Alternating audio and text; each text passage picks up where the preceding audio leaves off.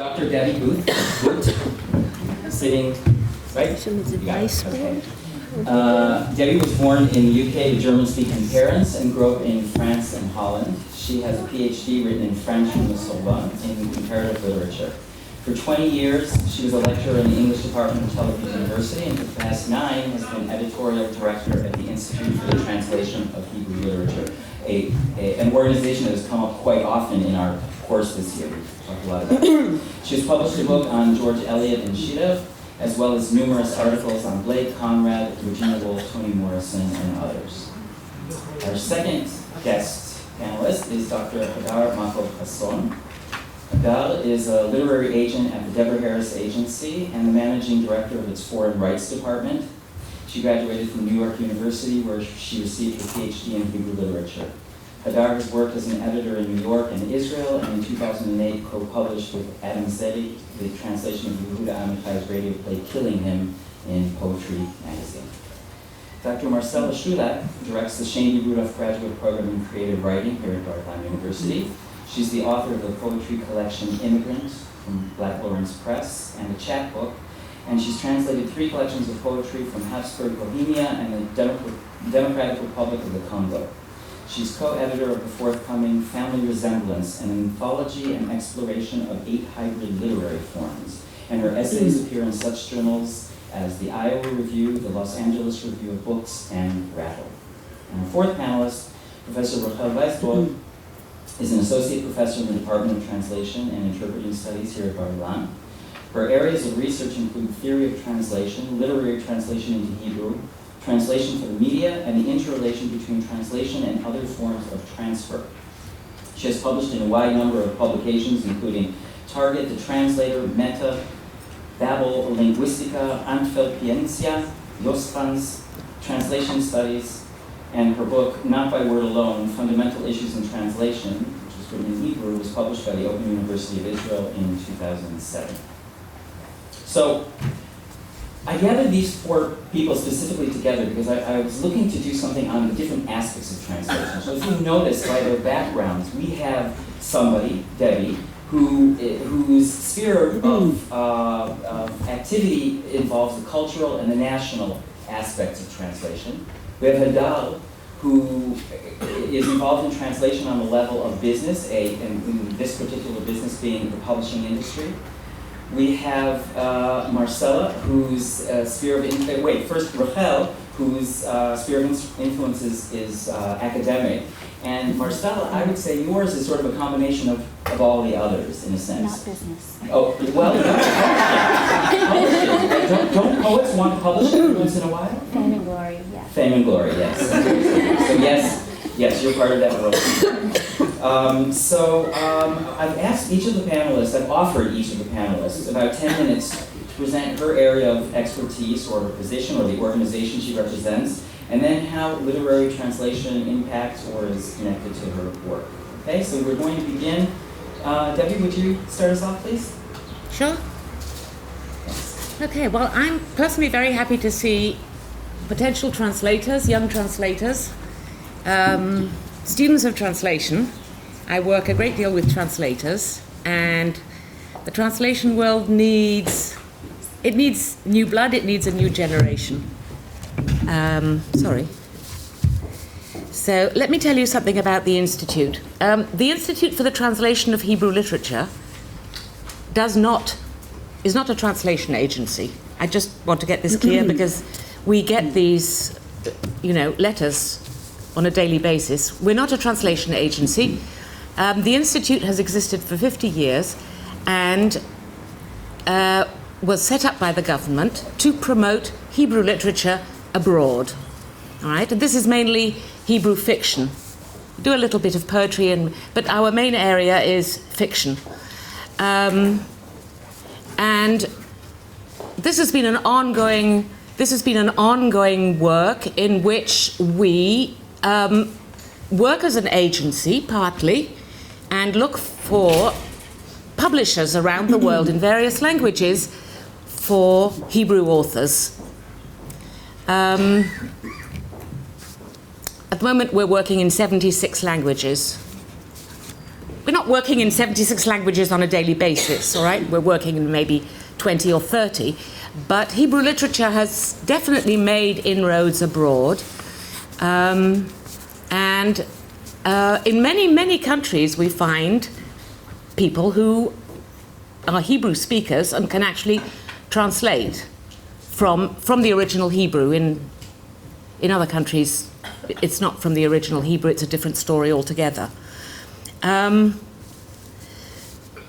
So part of what we do is that we help publishers who need it select the translators, which involves getting in translation samples for particular authors and then either vetting them ourselves for certain languages or sending them out to experts who work in translation themselves and who give their opinion on a variety of levels. One, is this faithful to the original? Two, does the translator sufficiently understand Hebrew? Three, is this pleasant to read in the target language?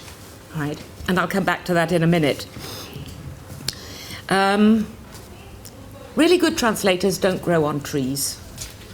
From the point of view of the work that we're doing, we have, in most major languages, no more than 3 or 4, sometimes 5, really top translators.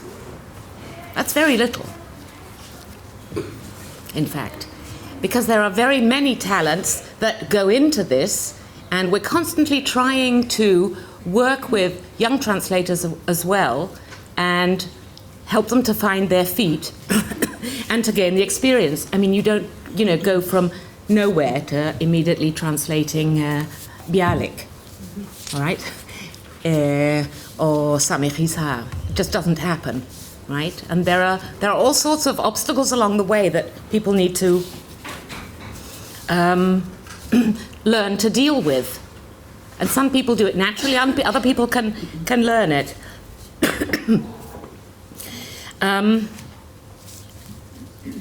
As Evan said, I taught English literature for 20 years, and I think from the point of view of translation work, the most valuable thing was reading different styles, right? Reading different styles of writing, different periods of writing, and many of them, all right? Because a translator needs to be flexible in their language. And one of the ways to become flexible in language is really, to know all these different styles, to have looked at how they work, how they function, how long sentences can function, how curt sentences can function, how many different ways there are of doing a variety of things. So that reading lots of different styles is one of the ways to help this flexibility, all right, in the language, and to understand how certain effects are created in the reader. All right, because you don't want to bore the reader, and you don't want the reader to, sort of put their pencil and say, I just can't read this stuff. It may be faithful to the reader, I just can't read it, don't want to. All right, and I've read translations like that, all right, where it is really faithful to the original, and no, I cannot get myself to read it. All right, so that there are very many challenges in this. I want to give you a little example from way back when I was writing my MA in comparative literature, and I was a little lazy at the time, and instead of reading Kafka's The Trial, first in German, I thought I would go through it in English and work on it, and then go to the German, which was, in spite of everything, more difficult for me. And I was very happily plodding along, and I built up this wonderful theory about how when the prosecutor, when Kay comes into the courtroom, right, the prosecutor says, and he says, I don't understand why I'm here. The prosecutor says, you are accused of guilt. And I thought this was fabulous. And I went and built this whole theory about it, and it was all going swimmingly until I got to the German. And the German said, you are accused. And the whole thing was wrecked. Right? And I had to go and look for something else and patch it up, and And I think the point in this is that even in translation, there's a certain amount of interpretation. Your translation is not the original. All right? It can't be the original. And that was an example where I really it fell on it badly. Anyway, so I picked have I finished with my time, just as I'm about to start? Okay. So I've just picked a few points that I have found working with translation and translators that I'd like to pick up, especially for literary translation. All right, this isn't for other sorts of translation, technical or non-fiction. All right, but for literary translation in particular, and that the first I think is the question of tone or voice. All right, it's very difficult to translate that because you can't really translate it. You need to recreate it in the other language. I read translations both in French and in English, and they're very nice, but there's no tone. I don't know who the person is who's speaking. Well, when you read a book in the original, you get a sense of who the character is, who the person is, through the way they speak, through their tone. Even the narrator gains a personality through their speech. If that isn't recreated in the other language, it's like looking at someone without a face. All right? And this is a very hard thing to do. And I've seen people also struggle with it and try to create a tone or voice and manage very well for a while, and then all of a sudden lose it. And the personality of this person, it simply disappears and it starts not working. So the question of tone or voice is really very important. All right? Because you can't simply translate the phrasing from the Hebrew. I'm just presuming it's from the Hebrew, and that's the only way that's the work that I'm dealing with at the moment. You can't just translate it and expect it to have the same effect, because it doesn't. All right? Sometimes it does, and sometimes it doesn't. All right? So you have to know how to create that effect in another language, and I think this is where Evan and I have discussed it a couple of times, why people need also to know how to write, right? So that they know how to create certain effects, right? So that they know how a different phrasing will create something quite different, even though the words are the same, all right? But having them in a different order makes it completely different. So that this, I think, is where translation, feeds into the question of writing. All right. I sometimes get translation samples from translators who have identified in the Hebrew text. It wasn't you. I'm sorry about that. לא, It's okay. Carry on. Sorry. Okay. I didn't do anything. No. Right? Okay. It's me, I did it. You did it? Yeah, I did it. Okay, it wasn't my witch's wings or You anything. a cane coming across the stage. Now Yeah. no, really. This is much more eerie. Okay. So I get samples from translators who have identified a high literary style in the source, and they have their own high literary style, which they produce. And it generally doesn't work. It generally sounds stiff and excuse me, Jane Austen, but Jane Austen-ish. Sort of, I don't know, proper and starchy and stiff and, all right? And this is their particular definition of high literary, right? And this is clearly a conception that doesn't understand that high literary is a huge range of possibilities. All right? It's not just, starchy English. But this has to do also with the ability to write, right? And not only with the ability to translate.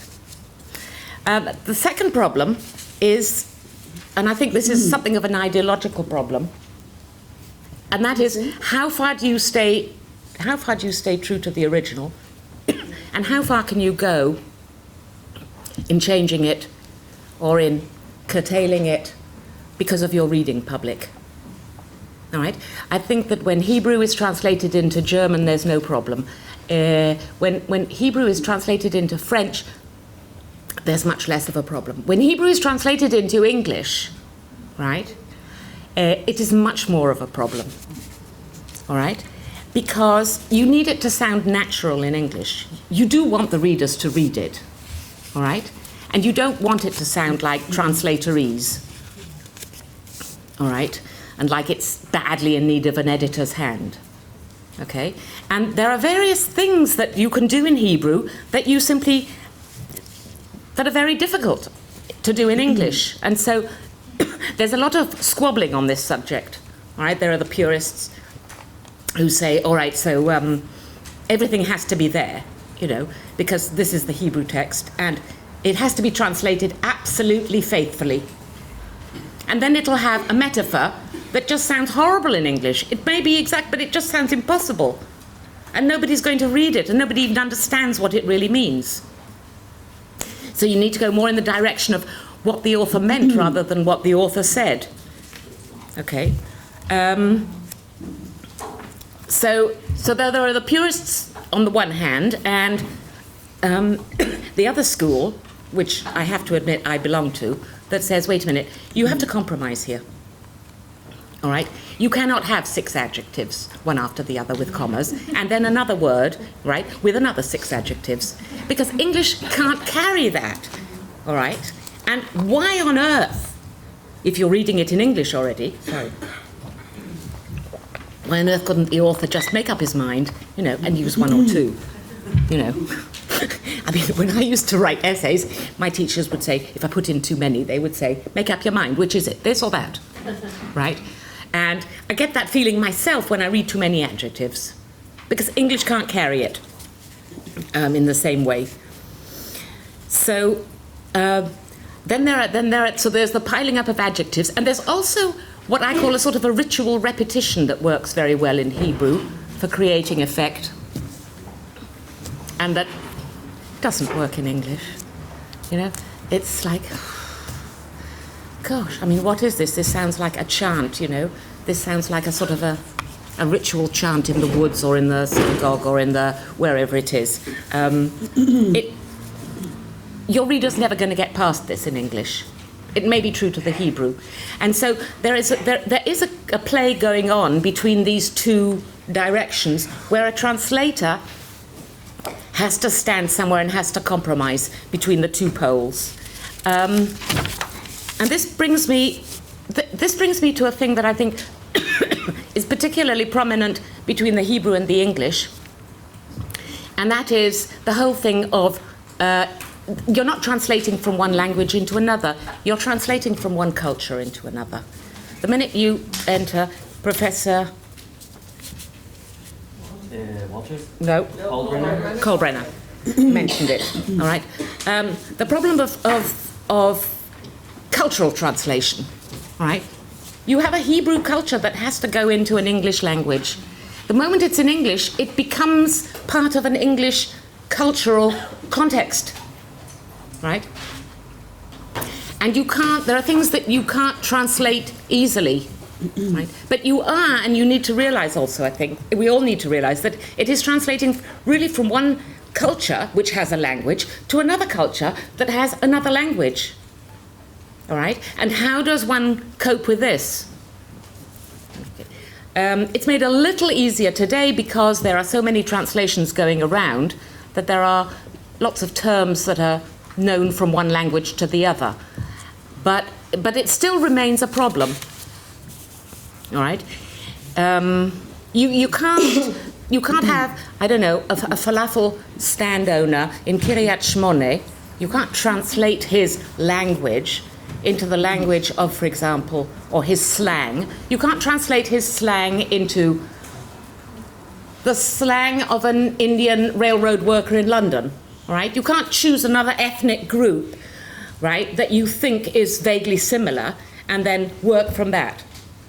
right? Because it's not going to work. You're going to lose your falafel owner in Kiryat Shmone, and he won't be himself anymore. He'll become somebody else. He'll become the Pakistani or the Indian or the Romanian railroad worker in London, or he'll become the black gang member in Harlem, or he'll become some other ethnic minority that has a very specific, the Cockney, all right? I mean, if you can imagine a falafel owner speaking Cockney, all right?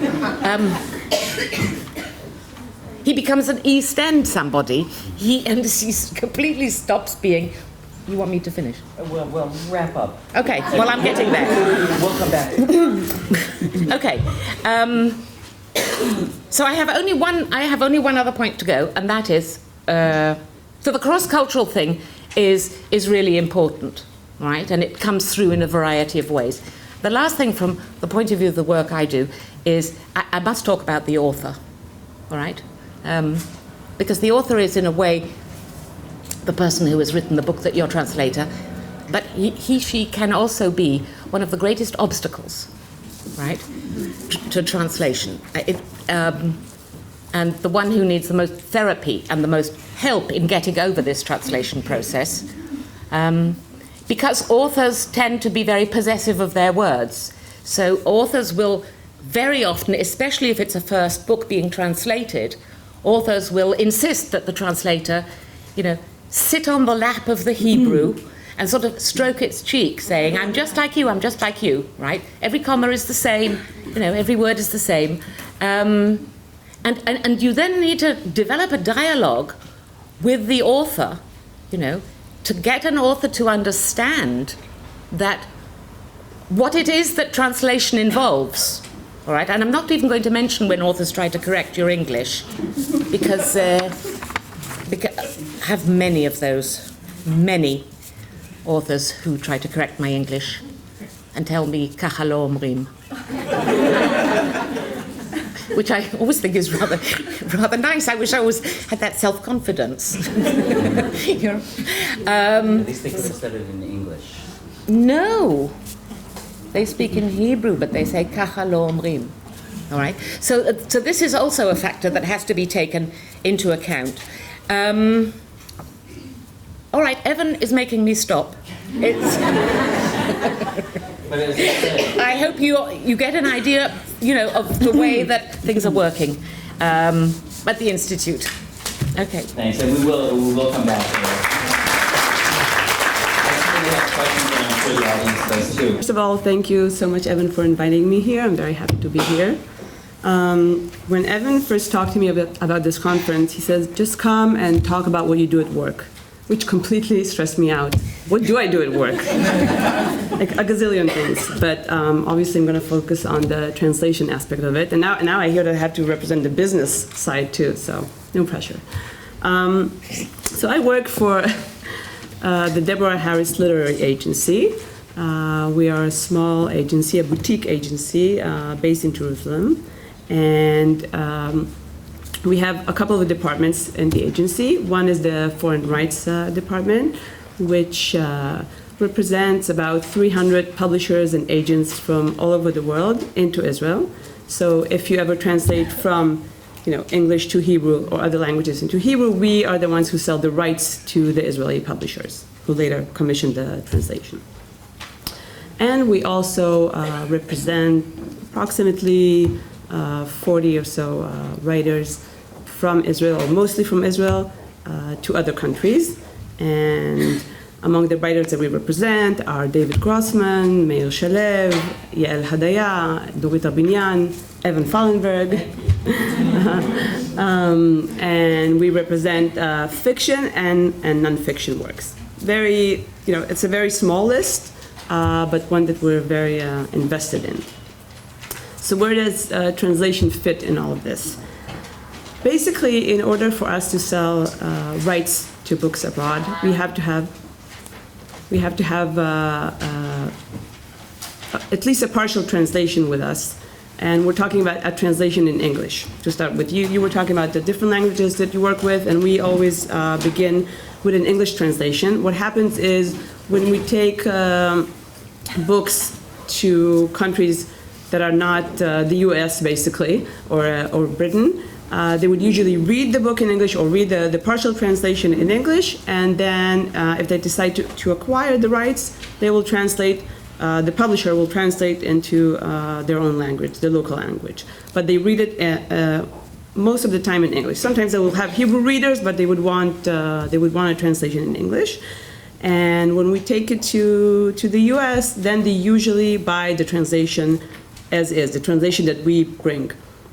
Now, we used to work with a synopsis and a few translated chapters. But in recent years, we find that more and more people are really interested in reading the entire book, and editors are more hesitant and take their time with making such decisions, and they want to read the book, and rightfully so. So we're talking a lot of times about commissioning, the translation of an entire book, and it's a lot of work, and it's costly. Usually the author pays for it. So this is something that we have to take into consideration. Now, the way we work with the translators, we also have, like Debbie said, we also have a few selected translators that we work with. And when we talk about the more veteran translators, the more seasoned translators, then we have a working relationship. Often they would work with the same author and translate the next book, and we have complete trust in them. We do edit the work in English, but it's kind of a flowing process. But we also approach new translators, or new translators approach us, and I hope that some of you will approach us in the future as well. And in such cases, when we have a book that we're looking for a translator for a certain book, then we approach 2 or 3 translators and ask them to translate a few pages from the book. It's always the same pages, and we get 2 or 3 translation samples that we read and the author reads, and together we try to decide which one is the best translator for the job.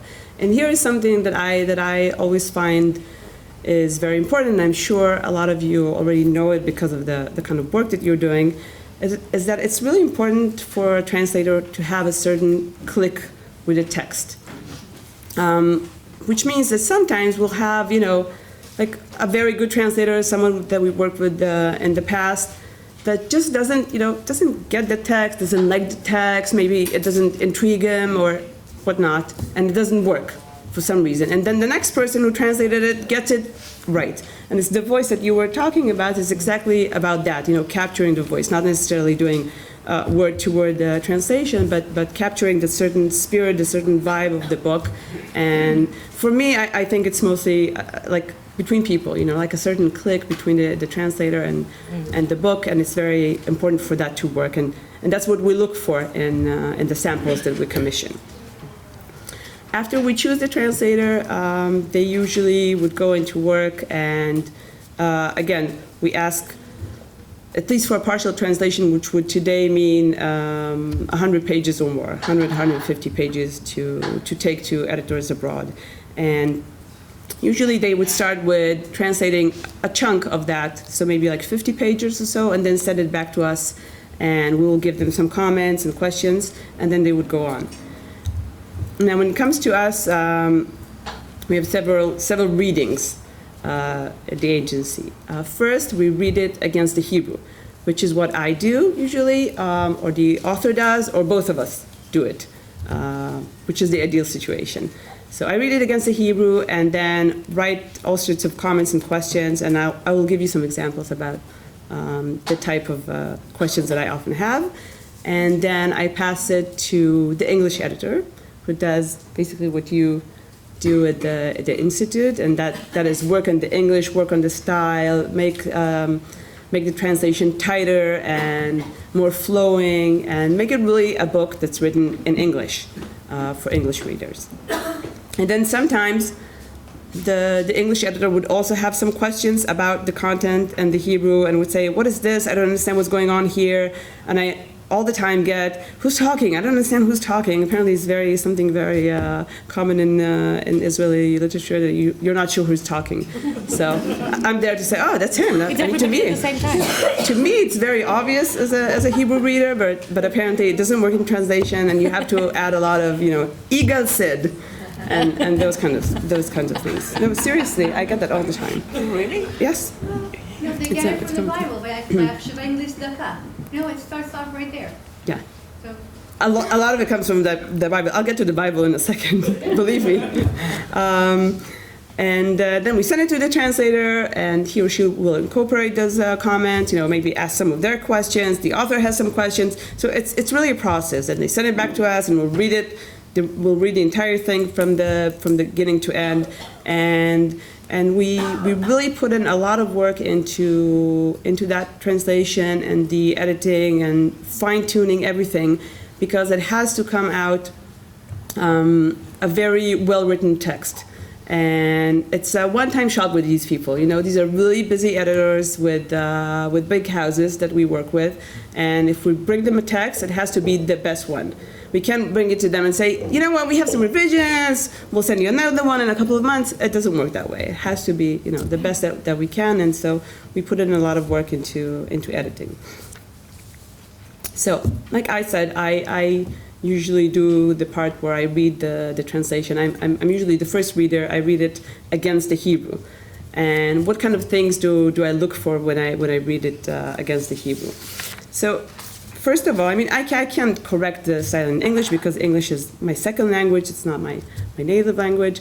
But I do oftentimes see something which I call Hebrewish, right? When you work, and I'm sure you're familiar with it, when you work for a long time on a text in Hebrew, the Hebrew kind of creeps in, and the syntax messes with your English, even if Hebrew is your second language or third language or whatever. It just sneaks in and it affects the text. And sometimes you just switch the sentence around, and I think you mentioned it as well, and it sounds like English. And also a lot of those, you were talking about the rhythm, a lot of those sentences that start in Hebrew with the ve, which is also from the Bible, which can work, which can even sound poetic when you read it in Hebrew, but when you see and in English, it looks like a list. So I would write, awkward, it's too much like Hebrew, or we have to change that around. Then there's like the fun little stuff with words that are misunderstood by the translator, and these just little things. So for example, I have a sentence, I brought an example, a sentence that reads in English, friendship used to be founded on trust, which makes perfect sense, right? When you read it, it sounds like English, and it even kind of made sense in the text, except the author didn't write friendship, he wrote companies. So chevrot and chaverut are spelled in the same way in Hebrew, and it works both ways. It even had, it even made sense in the text, but it's not what he wrote, and this is like my job to catch those little things. A funnier example is one in a story that we recently worked on, and here we have an elderly lady who's Ethiopian, and she's at the school, and the translator wrote, she stands there clutching her blue hair and waiting until the yard emptied. And immediately all the other readers said, blue hair? What blue hair? She's Ethiopian, how come she has blue hair? What's going on? This doesn't make sense. Right, so she's clutching onto the gate. The sha'ar hakachol, not se'ar hakachol. But, right, so they noticed that it was weird, and they made some comments, and there were other readers on this text, they're like, what's going on? So when I look back, and I said, oh, sha'ar hakachol, of course. So, but you have to catch these things, otherwise, That's the easy stuff. Then there's, like Debbie said, the cultural aspects. So I'm like really getting into the nitty-gritty of it. You were talking about when, we complete one another. You were talking about the theoretical stuff. So a lot of cultural things, and for some reason I find that it's mostly things from the 1980s. I don't know why, but if you grew up here in the 1980s, there are like some things that you knew and other people who were not here do not know. So for example, in a story we recently translated, the kids there are watching TV. It's like the early 90s, I think, and they're watching a show called Zombit. Now, the translator rightfully assumed that it's, it's kids watching TV, so it must be zombies, and they're like watching a zombie cartoon. But if you grew up here, you know that Zombit was one of the first Israeli programs on TV to deal with computers and technology. So it's a very nerdy kind of show, and it has a certain meaning that they're watching it and they don't understand what's going on. And that's what I don't understand. It's not zombie cartoons that I don't understand. I don't understand the computer stuff. And of course, everything that has to do with the army, you know, the gibushim, the miyunim, the zimburim, and I'm sure you know all about that. Really hard to translate and to try to explain, well, it's when they go and they prepare, and, you know. It becomes very lengthy in the text, and you have to find reasonable options to replace the original. And then we get to the biblical stuff. And this is something I called, am I okay with the time? Okay, I'm almost done. Something that I call the linguistic subtext. So Hebrew, you know, with having all those like archaic sources, if it's the Bible or the Mishnah or other sources, for a Hebrew reader it would be very obvious when you do like a little biblical quote inside the text. But it really doesn't work a lot of times when you have to translate it into English. So for example, I have here a sound teacher in a film school. He teaches soundtrack, and he is describing the different sounds, and it says, his name is Guy, he says, Guy begins gently to describe all these sounds to give them signs. And then the translator writes to me, he names them, and it says, Venatan bahem simanim, in the Hebrew. So, the Hebrew reader knows, it's from the Haggadah, Natan Bahem Simanim, yes, I know where this is coming from, but, they continue immediately with the text. It's like almost naturally embedded in it, but it's very hard to capture that in English. Sometimes you can go to the translation of the Bible and, use that, but other times it will be just awkward. And here, I think, is really where you have to give up on it. You have to say he named them and not, he gave them signs, which would be really weird and would stop your reader at their tracks. And I have a bunch of other examples, but maybe we'll get to that later. So good, thank you. Thanks. I tell people that my academic field is translation studies. The first almost automatic question is, what are the languages you translate from? When I explain that I teach and I do research on translation, the next question is there such a discipline? Many of my colleagues have the same experience. Well, the first question is, what languages do you translate from? The second question is there such a discipline? And the answer is yes, there is such a discipline, and the people that are involved in it are not necessarily translators. My analogy is with literary scholars who do not necessarily write poems and stories. We just don't have the talent. The discipline I'm talking about is rich, diversified, and fascinating. I'm in it for about 20 years and I still love it very much. It developed as an academic discipline in its own right since the second half of the 20th century, though, of course, translation was the object of meditation and criticism for hundreds of years. Suffices to mention St. Jerome, Dryden, Schleiermacher, and more recent thinkers such as Walter Benjamin. Since its early days, the discipline underwent significant changes. I would like to mention some of them. First of all, the early focus on purely linguistic issues gradually shifted to translation as a historical, social, and cultural activity.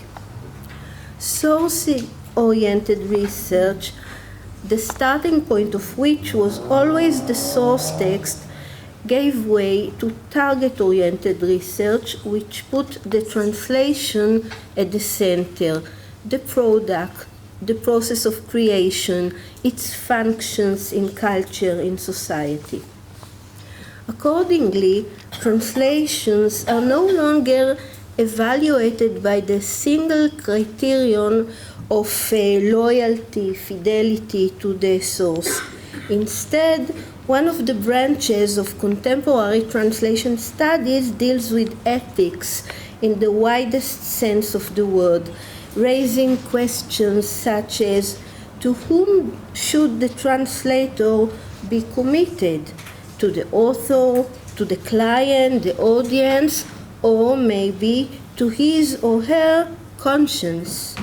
In this context, one scholar even proposed the Hieronymus St. Jerome oath, which is supposed to be an answer to the Hippocratic oath of medical doctors. The main dictate that I remember is do no harm. Actually, some researchers believe that rather than judging translations, the role of translation studies is to empower translators and to consolidate the profession. All this led to broadening the scope of possible topics and research questions. Here are some of them.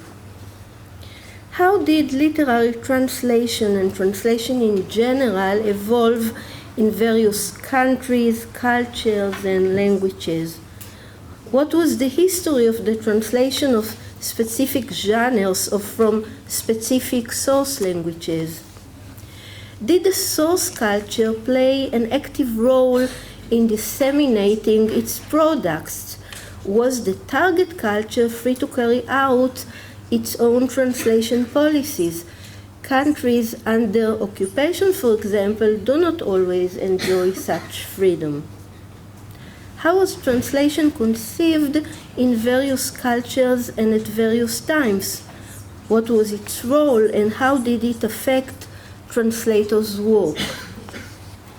Was translation, including literary translation, considered a profession in its own right? Who were the translators? For example, in the history of Hebrew translation, major poets such as Bialik and Shlonsky were supposed to translate great literary works even if they didn't know the source language and had to translate for a mediating language. For example, Hamlet from Russian or from German. And it was okay. It was expected. There are also more specific topics and research questions which can be addressed from a theoretical and historical point of view. For example, authors who translate other authors. Do they subject themselves to the foreign author or let their own poetics infiltrate the translated work? Does translation influence an author's or a poet's original writing? For example, David Avidan and T.S. Eliot, Shlonsky and Yesenin. Self-translation. What happens when authors translate their own work? Beckett is just one example. Mendele Mocher Sforim is another one. Do they tend to reconstruct the original since they possibly know and understand it better than anyone else? Or on the contrary, do they take advantage of the fact that they are free to manipulate their own work? Are translations meant for readers who do not know the source language? Not always. In what situations do translations address a bilingual audience that doesn't actually need them? For example, translation from Yiddish into Hebrew at the end of the 19th century was actually meant to test the possibility of writing secular literature in Hebrew. Readers who read Mendele in Hebrew could read his works in Yiddish as well. They didn't really need a translation, but they shared the hope to revive Hebrew. Some highly evaluated literary works contain racist, sexist, or anti-Semitic elements which may clash with the translator's values. How do translators cope with this problem? Do they refrain from translating, argue with the author, moderate the undesirable views, or just translate the work as it is, because perhaps it's not the role to interfere. New translations often replaced old ones. This is very typical of Israel. Our old translations, some of which are masterpieces destined to be forgotten, can they be preserved, and how? How do translators pay homage to their predecessors? And what is the role of the readers in the republication of old translations? Co-presence is an interesting issue. By co-presence, I mean that the translation is printed side by side with its source. What are the reasons for this, and what are the implications? In a philosophical vein, co-presence can be interpreted as a refusal to erase the source. Translation and other forms of transfer, do they share the same mechanism? Is interlingual translation similar to translation within one and the same language? For example, Shakespeare or Chaucer in modern English. Is this a translation? Is it similar to adaptation, the rewriting of literary works as films, graphic novellas, comics, video games? As one can see, the study of literary translation is interrelated to the study of translation in general. Moreover, qualities which we often attribute to literature, such as creative imagination, emotional and intellectual depth, as well as aesthetic values, can also be found in other media, for example, the cinema. However, the major cultural role that literature played throughout history and the availability of ancient texts that still get translated turn it into a particularly rich resource of research topics and research questions. Thank you. Thank you. Concerns with translation are two. I'm an academic and a writer and a translator. And so when I teach American literature, and I often teach marginalized people who are trying to write themselves into national literatures, national narratives. I look at literature as nationalism, and all literature, unless you're a French Enlightenment white male, you are writing from a particular nationalistic point of view. Now, my own work is writers who write American literature in languages other than English. When I translate, I'm interested in translation as resistance. So translation by minority writers or minority languages in majority countries of people who speak, countries who speak mainly French, German, and English. So I'm looking at minority languages such as Yiddish, Czech, and I'm also interested in revived languages like Czech, Yiddish, Irish. I know we could also say Hebrew, but I'm not even going to touch Hebrew here because you have experts in Hebrew. But basically, I think if I'm looking at literature as what makes a national narrative, which I hope to talk about right now in my talk, then I would say the translators are ambassadors, okay? So to be a translator, you're representing if you work with small languages, you're representing that country into the international sphere. And so that's what I'm concerned with. That's why I translate from Congo and from Habsburg, Bohemia. Now, so today, I just wanted to say one more thing about the business aspect. Poets make no money. Once you don't translate, you don't represent poets in the agency, really, do you? Very few, but two, right? So one time I was paid $1,000 for translating a book of poetry, and I thought it was a mistake. And I called the publisher and I said, I got a check. Where do you want me to send it? And they're like, no, that's yours.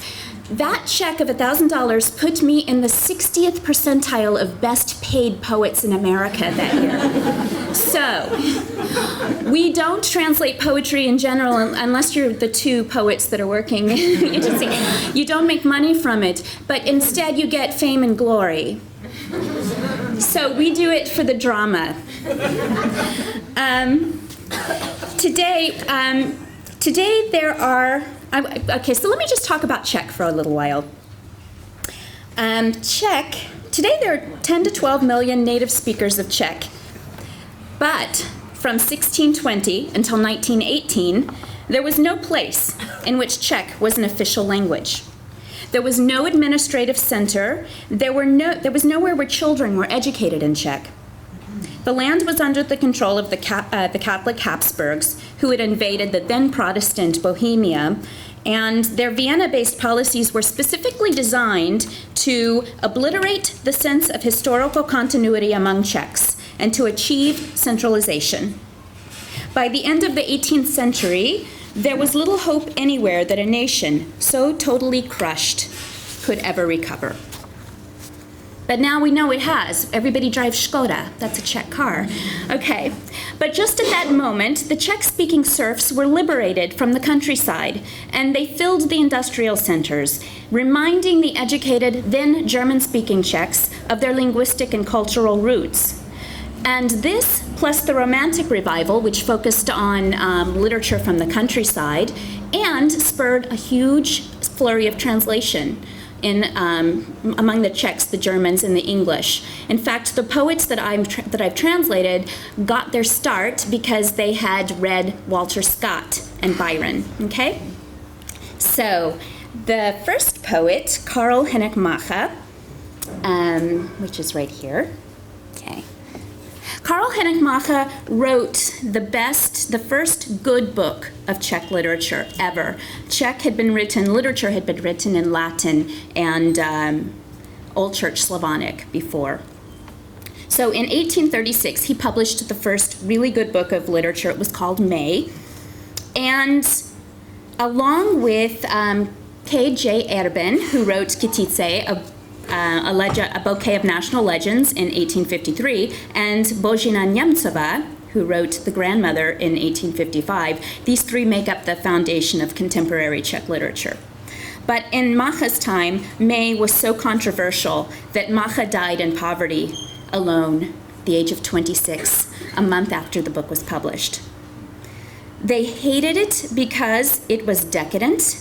It had a lot of foreign individualism in it, which ran counter to the myth of the Czech character that documented from the 11th century on. And the worst thing about it was that it was written in iambic pentameter. So this was from Byron, right?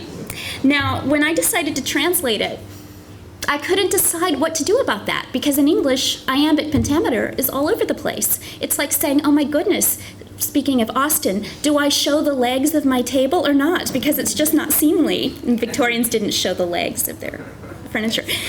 So I decided to go ahead and translate it in iambic pentameter.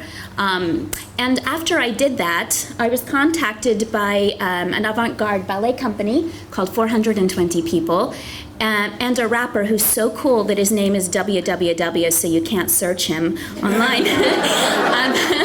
They wanted to rap this and do a production at the Prague National Theatre. And they said that this new program actually has the same effect on contemporary Czech readers as reading Macha in the original. Now, let me just give you a little bit of plot, and then I'll play for you. It starts off with a guy named Villaim, who is in prison. He's going to be executed the next day. He's going to be executed because he's killed his father. He didn't know this was his father. He had been abandoned when he was a child, and he'd grown up in the forest. He became the king of a den of thieves, it's called, of a bunch of robbers. And he had a girlfriend named Jarmila. Jarmila had been deflowered. We were not sure if it was rape or seduction or what, it doesn't say here, by some person who was unknown. Villaim avenged her and killed this man who happened to be his father.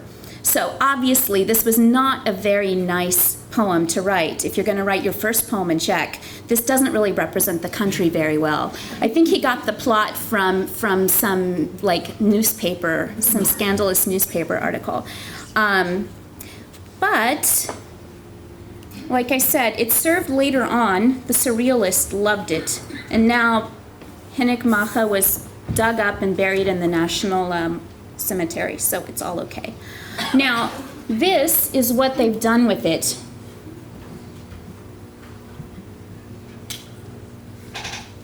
My subtitles didn't turn out on this clip, so I'm going to speak over a little bit. This is it bright enough? Okay. This is the intermezzo. This is after everybody's died. The landscape is the good Czech mother that's going to take everybody back into her bosom.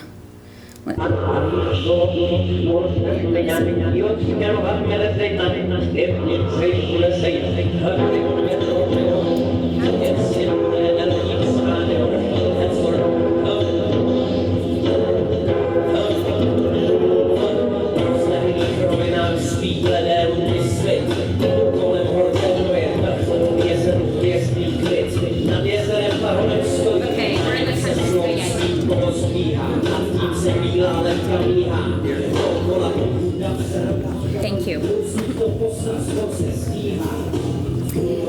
It's midnight, the time of silence. Will-o'-the-wisps wander the graves, and their dead blue glow is shining on today's new buried face. He, the most recently buried, stands his guard, the others sleep, leaning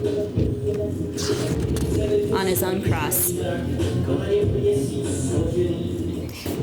I can't rap, guys. We have to have a little bit. Okay.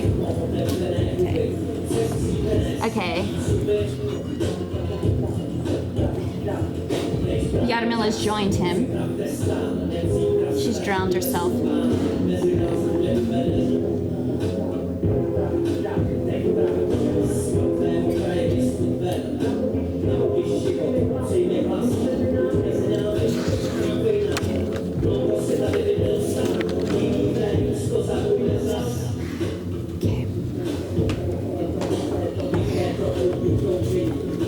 Okay, there's a tradition in a cemetery that the last person died stands guard and keeps watch over the cemetery.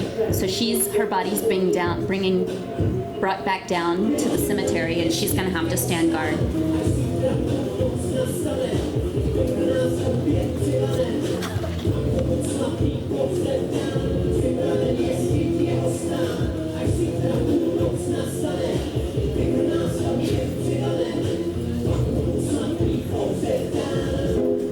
Okay, the next scene, it's going to continue on. They're going to prepare a funeral feast. And this is the only poem I've ever come across, but maybe romanticists have come across others, in which animals talk. So here, the landscape is talking about what they're going to bring. And they're asking tomorrow, there's a chorus of ghosts, and they're asking tomorrow, we're going to prepare the place. Sorry, Hennig, the poet, has put himself into the poem as well. He's the one that's dying right now. He comes back as an old man in the poem, and he's looking at all this that's happening, and he's contemplating mortality and the fleeting time.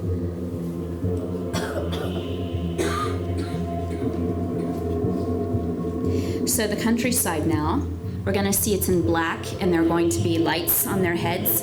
These are fireflies, and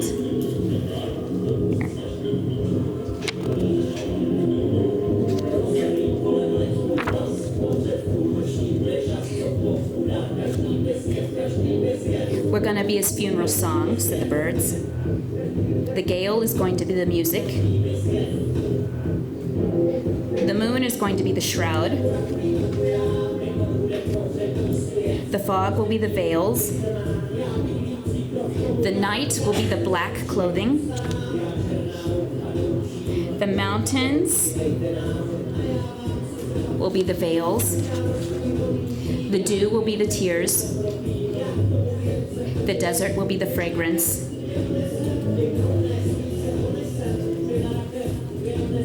It's his new dream. That's Novi Sen. The mole is going to dig his grave. Time will cover him with a stone. And the birds are going to come to the funeral feast. Everything's ready. The pallid moon is dying. The morning star opens in the gates. And Ushyedan, now it's day. Wait, oops, not right yet.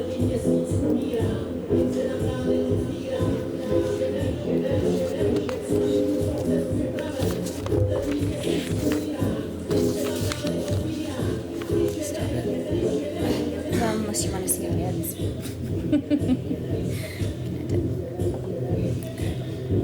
Yeah.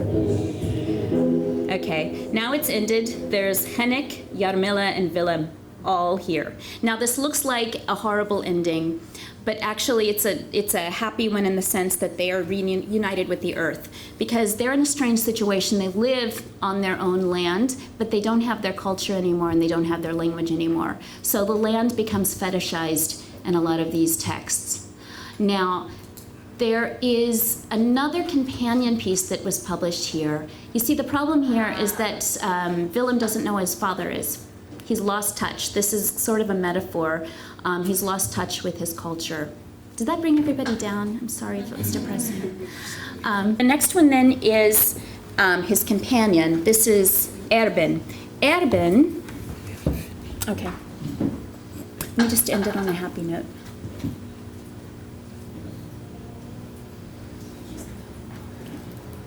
Okay.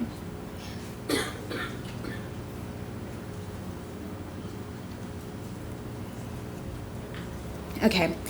Erben was working for the same purpose as Karl Hennigmacher. He published his book in 1853.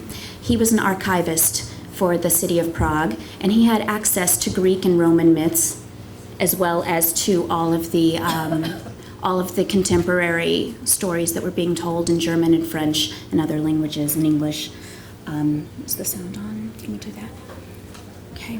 So he actually went about the countryside and collected folk ballads, and he put together a book called A Bouquet of National Legends. What the two writers had in common was their sense that to cut Czech culture and language off from the larger world was fatal.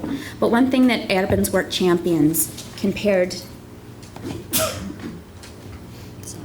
It's not working? Okay. One thing that Erben's work champions compared to Macher's is a personal agency and responsibility in the face of fate. And even more than Macher's, whose hero is such an individual that he kills his father and he dresses his mother tongue in the clothes, the meters of an English whore, as they called it. Erben championed the mother figure, and he championed Czech folk ballads and rhythms. So the collection from Erben begins with the depiction of a Czech mother who's dying, and this depicts the Habsburg monarchy's invasion of the Czech lands. Here, the children have been symbolically orphaned. The mother then leaves them a present, and that present is an herb called thyme. Now, in Czech, breath, they can smell her breath when they smell this. In Czech, breath and soul have the same root, it's duše. So, in leaving her the book of stories, she's left the children her soul. And the whole book then is filled with her soul and how her soul travels the country through the stories, which sort of reinforces the idea that literature is what builds a nation, a national narrative. We build who we are through the stories we tell each other about ourselves. And that's the work that I'm focused on when I do translation. Okay, thanks. Thank you, Marcela, and thanks again to all our panelists. We are going to, in about 15 minutes, we're going to take a break. So before that, I know that I have lots of questions, but I'd rather turn it over to all of you if you are interested and willing. So from here, if you want to address your questions here, and then if there's someone in particular, please feel free to ask a question, a clarification. Yes, Allison. What you see. So if you didn't hear the question, it's about cultural hegemony and how it impacts translation. what gets chosen for translation, what languages, what cultures? And I don't work in the business, but I'll just say my unprofessional point of view, because the small languages I publish with are small publishers. I think it has to do with politics. It has to do with who wins the Booker Prize, who wins the Nobel Prize, who wins all of these other prizes, and I think that helps open up the market and what's happening in that. The Congo Zaire, that's the biggest slaughter right now. It's the biggest genocide in the that we've ever had, and nobody gets their work. It's not politicized because they don't have oil in their land. So a lot of it's political, yeah. I think it's a combination of all of the things that you mentioned, and it's also a lot about trend and timing.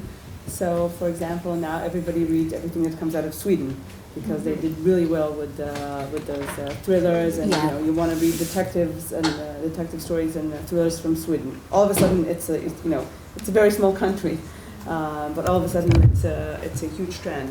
And I know that in the U.S. I think the figure is about 3% of all the literature that is being sold is translated. So in that 3%, Israeli writers do listen to this. It comes from all the countries together. So it's very, very little. There's not a lot of exposure. So sometimes it could be something in the timing, in the politics. Sometimes it could be just a fluke. Somebody famous picks up a book. So when Obama went on vacation and he read David Grossman's To the End of the Land, it got a lot of publicity. It is the way it works sometimes. So I think it's a combination of different things. Get it?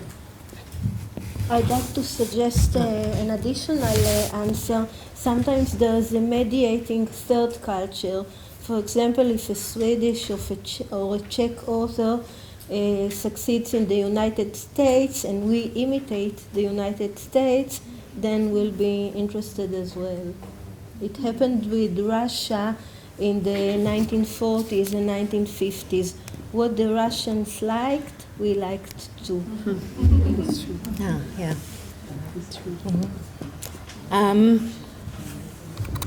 I would suggest something more prosaic.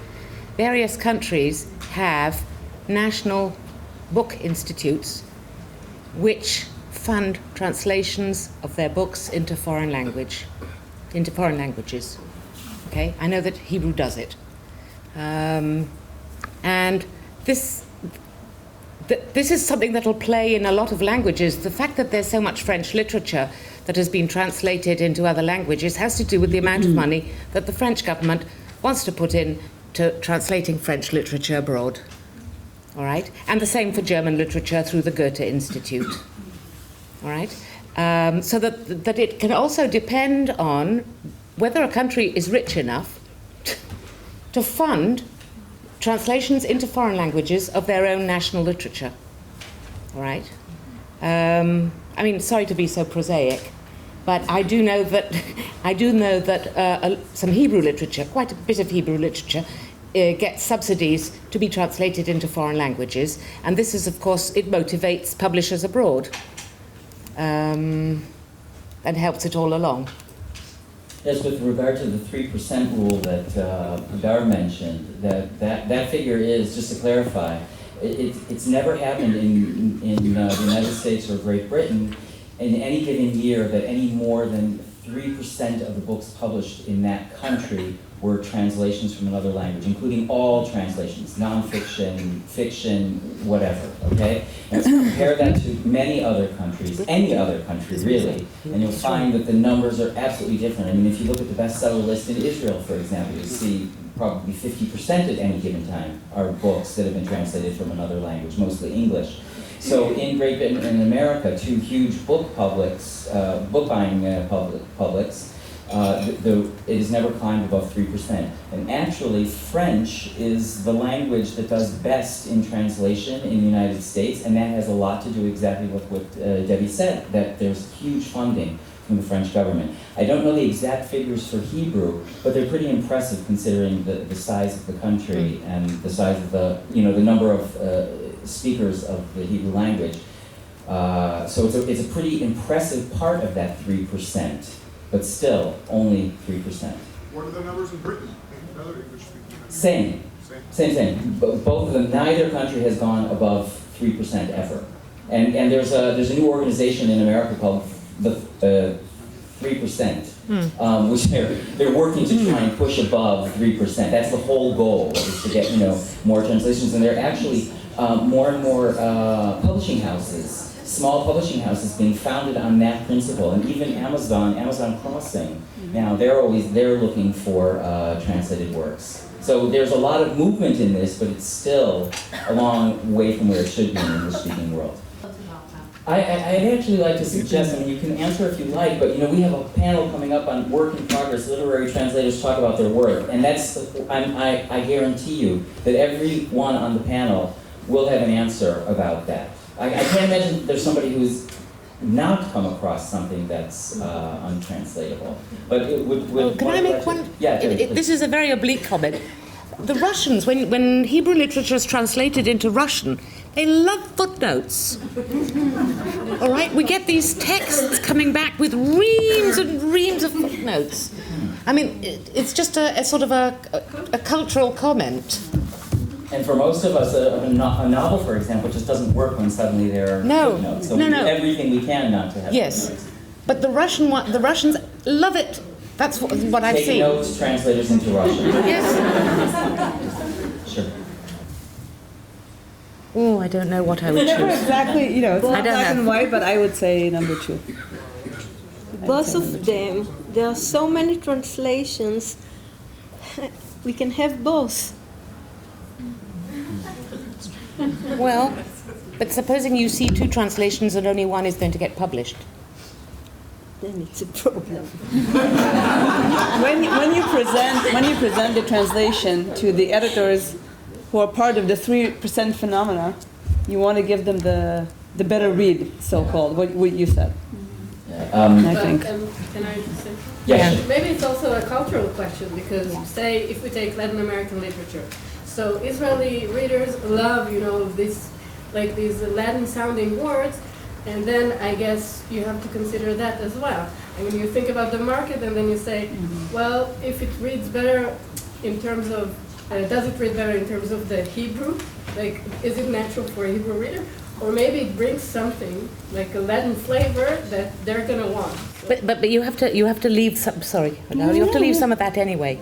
Right. If you look at the number of books that are translated, they will all right, leave something of the original.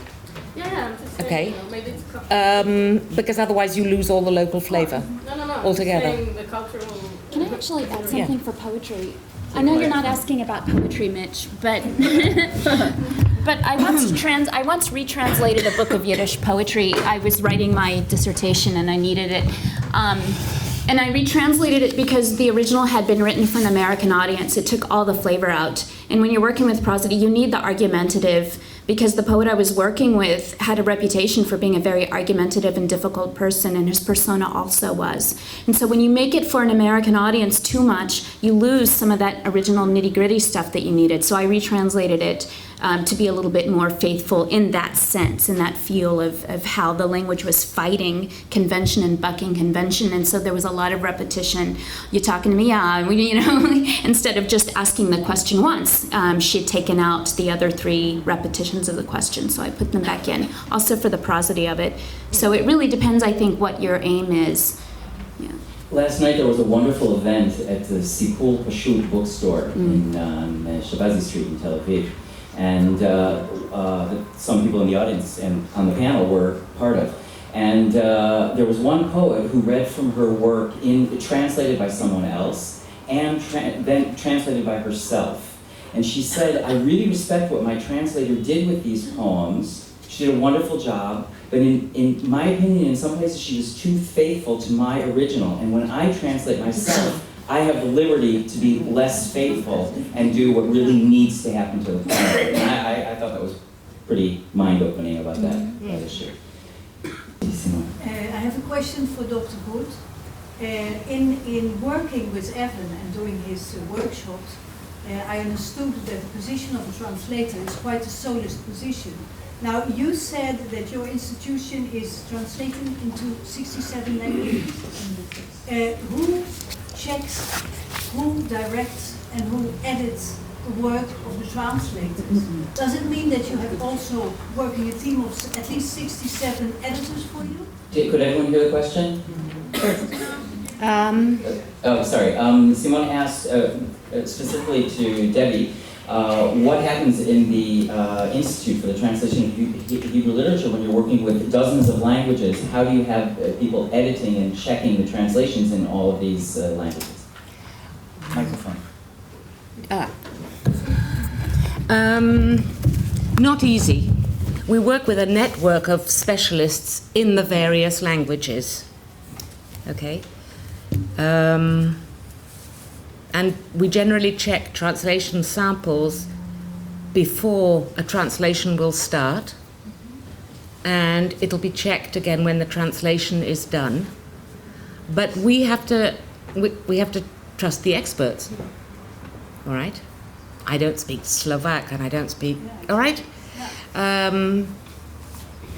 But over the years, a whole network has grown up of specialists in those languages that we're in contact with, right? And it only then goes for style editing, right, to the publisher when it's been vetted from a translation point of view, right? And it also depends on the author how important it is to each individual author. Some will say, oh, well, I don't mind, if it's Chinese, because I can't read myself anyway. And others will say, no, Dafka, I want it to be checked. And then we turn to the experts. It's not all done within the institute. We're simply the turnpike. Okay, good. Well, I want to thank everyone again on the panel and the audience. And I want to remind you, you have